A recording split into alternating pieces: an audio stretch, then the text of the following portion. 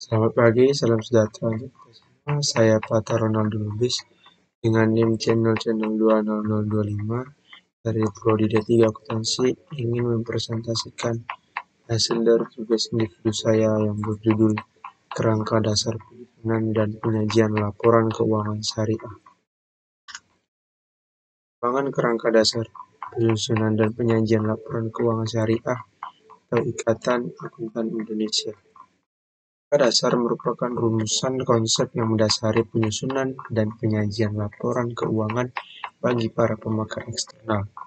Adanya perbedaan karakteristik antara bisnis yang berlandaskan pada syariah dengan bisnis konvensional menyebabkan Ikatan Akuntan Indonesia atau IAI mengeluarkan kerangka dasar penyusunan dan penyajian laporan keuangan bank syariah atau KDPP LKBS pada tahun 2002. KDPP LKBS selanjutnya disempurnakan pada tahun 2007 menjadi Kerangka Dasar Penyusunan dan Penyajian Laporan Keuangan Syariah atau KDPP LKS. Penyempurnaan KDPP LKS terhadap KDPP LKBS dilakukan untuk memperluas cakupannya sehingga tidak hanya untuk transaksi syariah pada bank syariah, melainkan juga pada jenis institusi bisnis lain, baik yang berupa entitas syariah maupun entitas konvensional yang bertransaksi dengan skema syariah. Tujuan kerangka dasar. Kerangka dasar ini menyajikan konsep yang mendasari penyusunan dan penyajian laporan keuangan bagi para penggunanya. Kerangka ini berlaku untuk semua jenis transaksi syariah yang dilaporkan oleh entitas syariah maupun entitas konvensional, baik sektor publik maupun sektor swasta. Dan kerangka dasar ini adalah untuk digunakan sebagai acuan bagi, pertama, menyusun standar akuntansi keuangan syariah dalam pelaksanaan tugasnya membuat standar. Kedua, penyusunan laporan keuangan untuk menanggulangi masalah akuntansi syariah yang belum diatur dalam standar akuntansi keuangan syariah. Tiga, auditor dalam memberikan pendapat mengenai apakah laporan keuangan disusun sesuai dengan prinsip akuntansi syariah yang berlaku umum. Keempat, para pemakai laporan keuangan dalam menafsirkan informasi yang disajikan dalam laporan keuangan yang disusun sesuai dengan standar akuntansi keuangan syariah. Yang terkait dengan transaksi syariah dan pemakai laporan keuangan syariah. Pertama, paradigma transaksi syariah. Transaksi syariah berlandaskan pada paradigma bahwa alam semesta diciptakan oleh Tuhan sebagai amanah atau kepercayaan ilahi dan sarana kebahagiaan hidup bagi seluruh umat manusia untuk mencapai kesejahteraan hakiki secara material dan spiritual atau falah. Paradigma dasar ini menekankan bahwa setiap aktivitas manusia memiliki akuntabilitas dan nilai ilahiyah yang menempatkan perangkat syariah sebagai parameter baik dan buruk, benar dan salahnya aktivitas usaha. Syariah merupakan ketentuan hukum Islam yang mengatur manusia yang berisi perintah dan larangan, baik yang menyangkut hubungan interaksi vertikal dengan Tuhan maupun interaksi horizontal dengan sesama makhluk.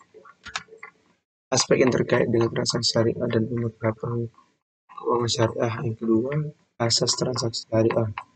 Persaudaraan atau ukhuwah berarti transaksi yang diadakan merupakan bentuk interaksi sosial dan komunikasi kepentingan para pihak untuk kemanfaatan secara umum dengan semangat saling tolong-menolong. Dalam transaksi syariah melingkupi berbagai aspek, yaitu saling mengenal, saling memahami, saling menolong, saling bersinergi. Keadilan adalah menempatkan sesuatu pada tempatnya dan memberikan sesuatu pada yang berhak, serta memperlakukan sesuatu dengan posisinya.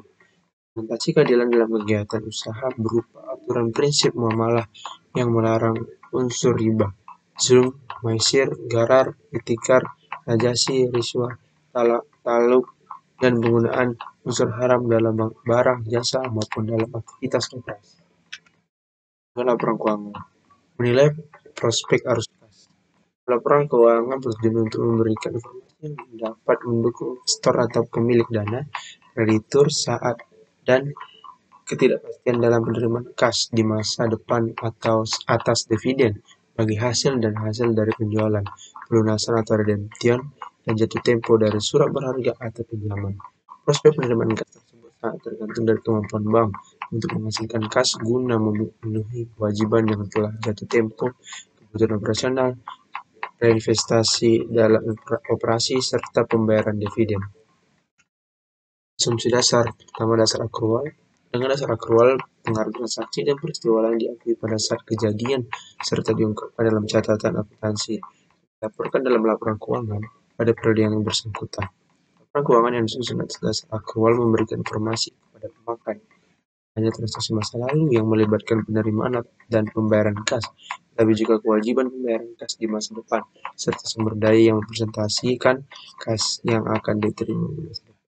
Tetapi perhitungan pendapatan untuk tujuan pembagian hasil usaha tidaklah menggunakan dasar akrual, melainkan menggunakan dasar kas dalam pembagian hasil usaha.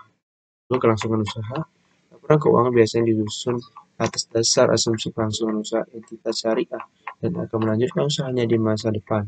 Oleh karena itu, entitas syariah diasumsikan tidak bermaksud berkeinginan melikuidasi atau mengurangi secara material skala usahanya.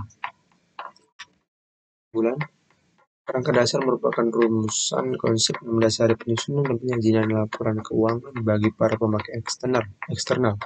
Adanya perbedaan karakteristik antara bisnis yang berlandaskan pada syariah dengan bisnis konvensional menyebabkan Ikatan Akuntan Indonesia atau IAI mengeluarkan kerangka dasar penyusunan dan penyajian laporan keuangan Bank Syariah atau KDPP LKBS pada tahun 2002. KDPP LKBS selanjutnya disebut berlaku pada tahun 2007 menjadi kerangka dasar penyusunan dan penyajian laporan keuangan syariah. Kerangka dasar ini menyajikan konsep yang mendasari penyusunan dan penyajian laporan keuangan bagi para penggunanya. Kerangka ini berlaku untuk semua jenis transaksi syariah yang dilaporkan oleh entitas syariah maupun entitas konvensional baik sektor publik maupun sektor swasta. Laporan keuangan menurut KDPP LKS adalah menyediakan informasi yang menyangkut posisi keuangan, kinerja, serta perubahan posisi keuangan suatu entitas syariah yang bermanfaat bagi para pemakai dalam mengelola keputusan ekonomi. Dan presentasi dari teman saya untuk kesimpulan saya, lebih dan kurangnya saya mohon maaf. Akhiri, selamat pagi.